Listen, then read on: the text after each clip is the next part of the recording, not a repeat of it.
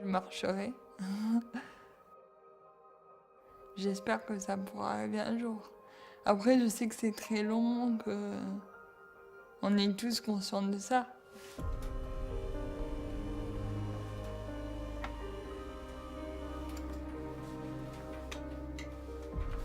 J'ai une myopathie congénitale non répertoriée que j'ai depuis ma naissance.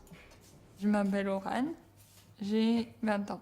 Orane, elle est née avec sa maladie, c'est-à-dire que ça n'a jamais été un bébé ordinaire qui bougeait normalement. Un enfant, il se construit comme une pyramide avec un gros socle et il monte sur ce socle. Et Orane, elle se construit comme un obélisque en empilant les trucs les uns sur les autres, ce qui fait qu'il n'y a pas de base, la base elle n'est pas stable, on pousse et ça tombe. On est toujours actuellement à la recherche de ce qu'elle est exactement, cette maladie. On n'a pour le moment que des symptômes, en fait. Il faut mettre en place toute une kyrielle de prise en charge pour permettre à Orane d'aller bien malgré tout, quoi, et de vivre une vie le plus normale possible.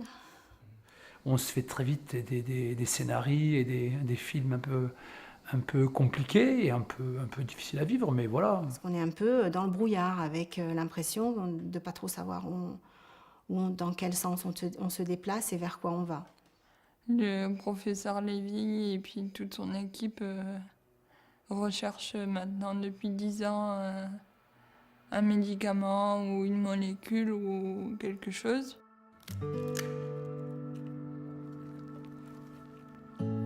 J'ai mal à la jambe gauche. On m'a opéré aussi. Je m'appelle Raphaël, j'ai 11 ans.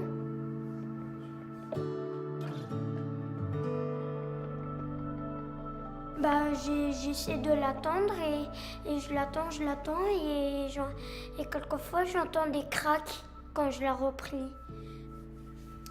Au niveau de la main aussi, je me suis fait opérer des deux mains. On se pose des questions très pragmatiques en tant que parents, c'est-à-dire, ok, c'est quoi la maladie? Quelles vont être les conséquences effectivement pour son avenir? Est-ce qu'il va avoir un développement normal en tant qu'adulte? Quel va être son avenir demain? Il y a aussi quelque chose qui est très net par rapport à ces maladies, c'est comme s'il y avait quelque part un manque d'intérêt, entre guillemets, du corps médical. Autant que le cancer et la maladie d'Alzheimer réunis, les maladies rares concernent 3 millions de personnes en France et 50 millions autour de la Méditerranée. Elles sont souvent inconnues, mal répertoriées. Elles peuvent toucher chaque organe, souvent plusieurs simultanément. Le plus souvent d'origine génétique, elles touchent presque autant les adultes que les enfants. Les mécanismes variés et très différents d'un malade à l'autre sont une des raisons principales qui font que seuls 3% des malades concernés bénéficient d'un traitement adapté, d'un traitement spécifique.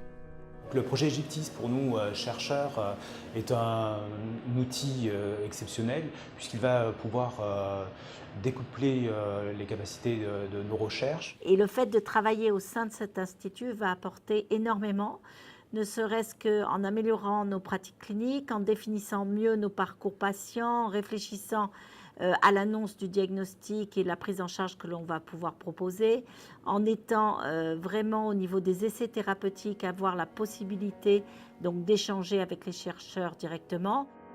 Gyptis, c'est une fondation reconnue d'utilité publique qui permet à des acteurs publics, à des acteurs privés, à des acteurs associatifs d'être tous ensemble, tous tournés vers un objectif: créer la médecine de demain.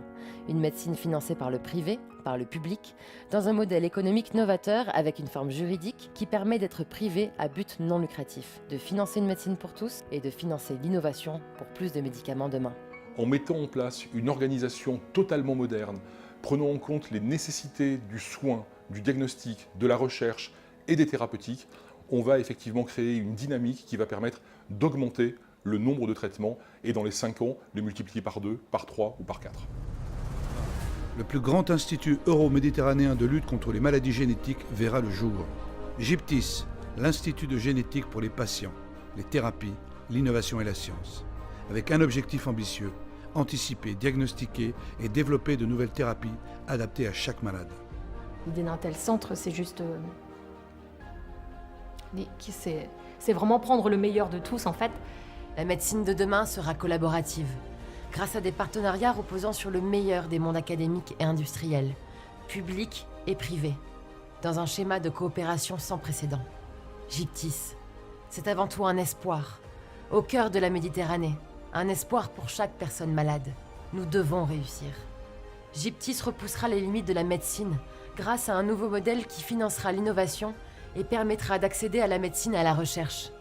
Créé à Marseille, au cœur d'une ville et d'une métropole à la pointe de la recherche et de la technologie, Gyptis accueillera l'excellence dédiée à la médecine de demain. Et d'avancer pour ces 3 millions de personnes qui sont comme nous en attente de solutions, c'est juste une excellente nouvelle.